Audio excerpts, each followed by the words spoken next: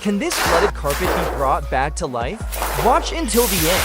He starts by using water to loosen the dirt.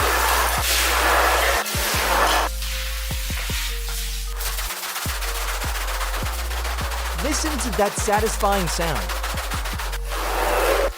Look, it's already making progress. Now he's cleaning the backside of the carpet. What do you call that machine?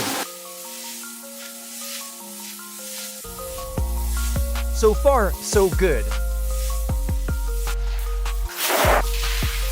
Did you notice the different colors of the soap he's using?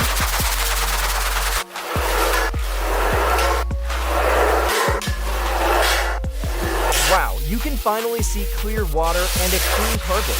If you found this video satisfying, don't forget to hit subscribe.